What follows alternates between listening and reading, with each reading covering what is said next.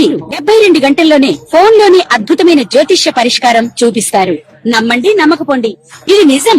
శ్మశాన కాళి రుద్ర చౌడీదేవి ఆరాధకులు నంబర్ 1 వశీకరణ స్పెషలిస్ట్.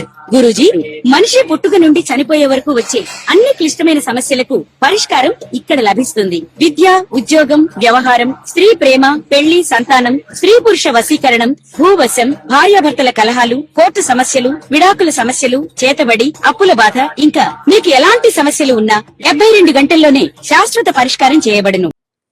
శ్రీగురుభ్యో నమః. హరి ఓం. శ్రీ మహాగణాధిపతయే నమః. శ్రీ మహాసరస్వత్యై నమః. శ్రీగురుభ్యో నమః. హరి ఓం. ఈ ఫిబ్రవరి 17వ తారీఖున గ్రహణము అనేటువంటిది మన భారతదేశంలో ఎక్కడా కూడా కనిపించడం లేదు. ఎటువంటి నియమ నిష్ఠలు పాటించవలసిన అవసరము లేదు. ప్రసార మాధ్యమాల్లో వచ్చేటువంటి ఎటువంటి అవాస్తవాల్ని కూడా నమ్మకండి. మేషం మొదలుకొని మీనరాశి వరకు కూడా ఈ అమావాస్యలో మంగళవారం రోజు గ్రహణం పడుతోంది. ఆ దానాలు చేయండి, ఈ దానాలు చేయండి అనేటువంటివి వస్తుంటే కనుక వాటిని నమ్మవద్దు. 17వ తారీఖు బహుళ అమావాస్య మంగళవారం రోజున పంచగ్రహ కూటమి ఏర్పడుతోంది. అంటే 5 గ్రహాలు ఏకస్థలంలోకి విచ్చేస్తున్నాయి. ఈ యొక్క పంచగ్రహ కూటమి ప్రభావం అంతా కూడాను మార్చి 1వ తారీఖు వరకు కూడా ఉంటుంది. అయితే ఈ అమావాస్య నుంచి ప్రారంభం చేసుకుని మార్చి 1వ తారీఖు వరకు కూడా మేషం నుంచి మొదలు పెట్టుకుని మీనరాశి వరకు వారి ఆలోచన విధానం మారుతుంది. ఈ ఆలోచన విధానం వల్ల మేషం మొదలుకొని మీనరాశి వరకు కూడా ఆర్థికంగా ఏదన్నా మంచి అవకాశాలు కానీ, ఆకస్మికమైన ధనం లభించడం కానీ, లేదా ఆర్థిక ప్రణాళికలో మార్పులు చెందడం కానీ, అప్పులు తీరేటువంటి మార్గాలు కానీ ఎటువంటివి ఏమన్నా ఉన్నాయా, ఏమన్నా ప్రమాదాలు జరిగేటువంటి అవకాశం ఉందా, మేమేమన్నా కొత్త పనులు ప్రారంభం చేయాలి అంటే కనుక ఈ సమయంలో చేసుకోవచ్చా, వీటన్నిటినీ కూడా మనం ఒకసారి పరిశీలన చేద్దాం. ఈ 17వ తారీఖు నుంచి 1వ తారీఖు మార్చి 1వ తారీఖు వరకు ఆదివారం వరకు అన్నమాట, మేషం మొదలుకొని మీనరాశి వరకు జరిగేటువంటి ప్రభావాలు, ఫలితాలు అన్నీ కూడా గోచార రీత్యా మీకు తెలియజేయడం జరుగుతుంది. ఈ గోచార రీత్యా ఫలితాలను శ్రద్ధగా ఆలకించుకోండి. వ్యక్తిగతమైన జాతకానికైతే మాత్రం కింద స్క్రోల్ అవుతున్న నెంబర్ని సంప్రదించండి.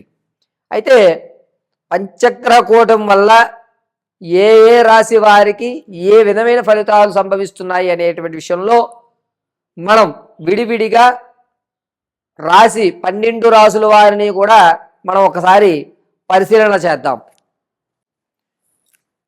మొట్టమొదటిగా మేషరాశి వారికి ఈ నెల 17వ తారీఖు బహుళ అమావాస్య మంగళవారం నుండి 1వ తారీఖు ఆదివారం త్రయోదశి ఆదివారం వరకు మార్చి 1వ తారీఖు వరకు కూడా పంచగ్రహ కూటమి వల్ల, అంటే మిథున లగ్నంలోకి రవి, చంద్రుడు, బుధుడు, శుక్రుడు, రాహు ప్రవేశించడం వల్ల ఏ విధమైనటువంటి జాతక ఫలితాలు లభిస్తున్నాయి అనేటువంటిది మన పరిశీలనలో మేషరాశి వారు ఆర్థికంగా కొన్ని ఇబ్బందులు పడేటువంటి అవకాశం లభిస్తోంది.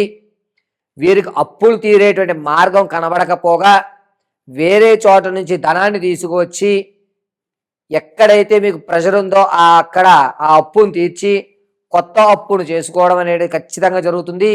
అంతేకాకుండా మేషరాశి వారు ఈ 17వ తారీఖు నుంచి 1వ తారీఖు వరకు కూడాను నూతన వ్యాపారాలు ప్రారంభం చేయాలని కోరికతో మాత్రమే ఉంటారు.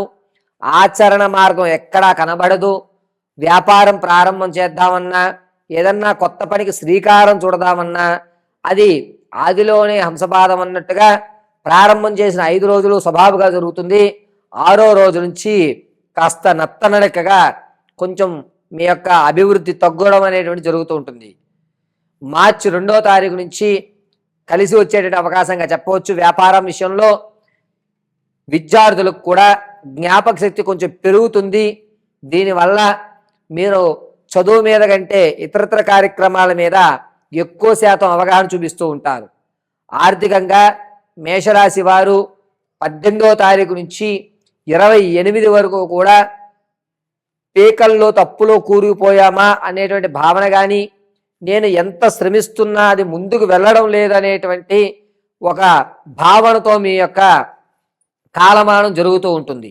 అంతేకాకుండా మేషరాశిలో ఉన్నటువంటి వారు ఈ బహుళ అమావాస్య మంగళవారం నుండి ప్రారంభమవుతున్నటువంటి రోజు నుండి ఏదో కొత్తగా ప్రయత్నం చేద్దాం, కొత్త కొత్త కార్యక్రమాలకు శ్రీకారం చుడదాం, మనకంటూ ఒక కొత్త వరవడిని మార్చుకుందాం అనే కొన్ని నియమాలు అయితే పెట్టుకుంటారు.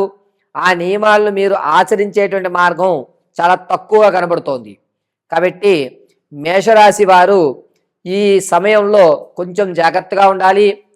ప్రమాదాలు అనేటువంటివి ఫిబ్రవరి 20వ తారీఖు నుంచి 28 మధ్యలో ప్రమాదాలు జరిగేటువంటి అవకాశం కల్పిస్తుంది.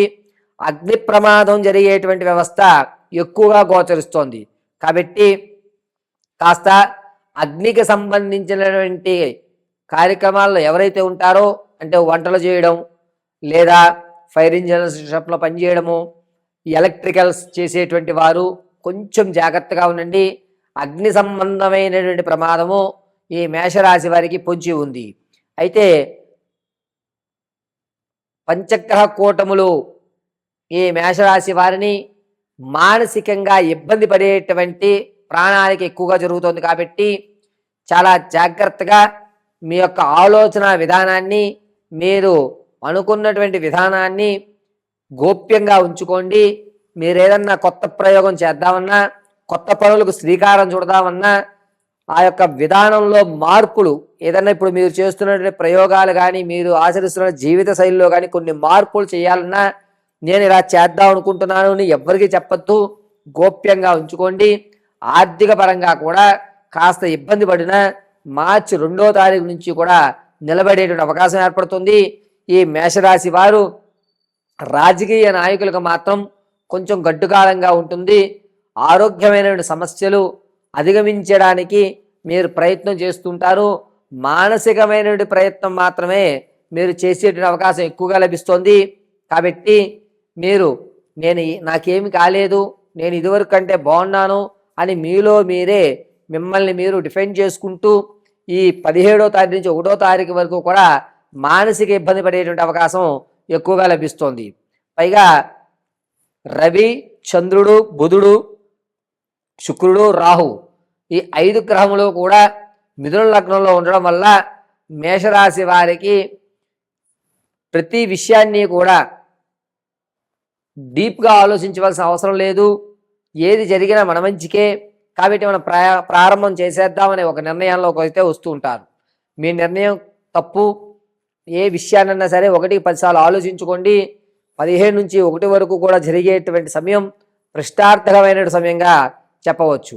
ఈ రాశివారు 17వ తారీఖు నుంచి ప్రారంభం చేసుకుని 1వ తారీఖు వరకు కూడా ప్రతిరోజు కాలభైరవాష్టకం వినడం, నల్లటి బొట్టుని అడ్డంగా ధరించడం, శనివారము అదేవిధంగా మంగళవారము సుబ్రహ్మణ్య స్వామి వారి దర్శనం చేసుకోవడం అత్యంత శుభసూచకం.